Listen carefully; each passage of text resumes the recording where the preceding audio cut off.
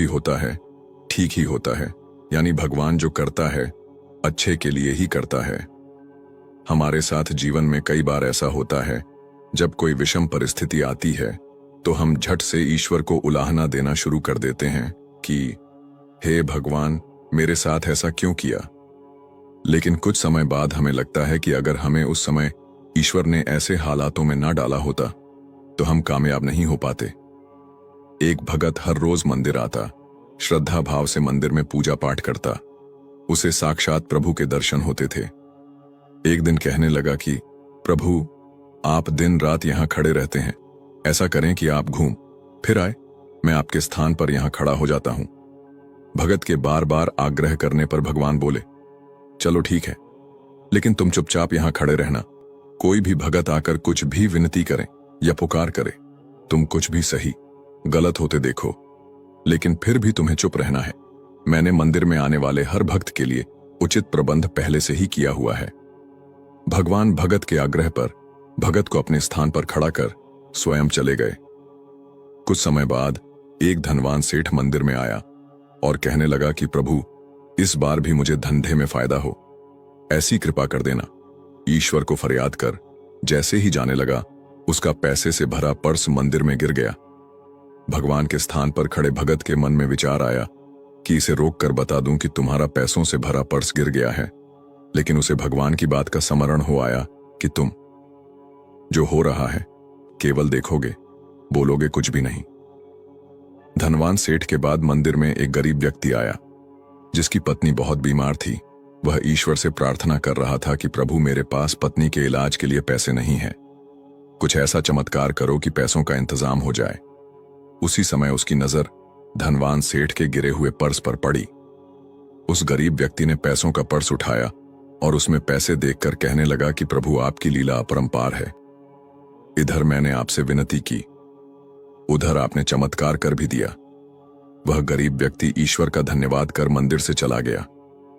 भगवान के स्थान पर खड़े भक्त ने इस बार भी उसे रोकना चाहा कि परस का यहां गिरना ईश्वर का चमत्कार नहीं, बल्कि यह तो उस सेठ से गलती से गिर गया है। लेकिन भगवान की बात का स्मरण कर चुप रह गया। उस गरीब व्यक्ति के पश्चात मंदिर में एक व्यापारी आया जो कि अपने व्यवसाय के लिए समुद्री जहाज से दूसरे देश जाने वाला था। वह ईश्वर से कामना करने आया था कि उसकी यात्रा सफल हो। अभी यात्री प्रार्थना कर ही रहा था कि इतने में धनवान सेठ पुलिस लेकर मंदिर में आ गया कि मंदिर में किसी ने मेरा पैसे का पर्स चुरा लिया है। उसे लगा कि उसके जाने के पश्चात मेरा पैसों का पर्स इस व्यापारी को मिला हो और शायद इसने मेरा पैसों का पर्स कहीं छिपा दिया हो। पुलिस जैसे ही उस व्यापारी को ले जाने लगी तो भगवान के स्थान पर खड़ा भक्त बोल पड़ा कि पैसे तो उस गरीब आदमी ने उठाए हैं जिसकी पत्नी बीमार है, यह व्यापारी निर्दोष है। पुलिस वालों ने उसे छोड़ दिया और उस गरीब आदमी को पकड़कर ले गए। भगवान जब वापस आए तो भगत ने सारा घटनाक्रम भगवान को सुना दिया।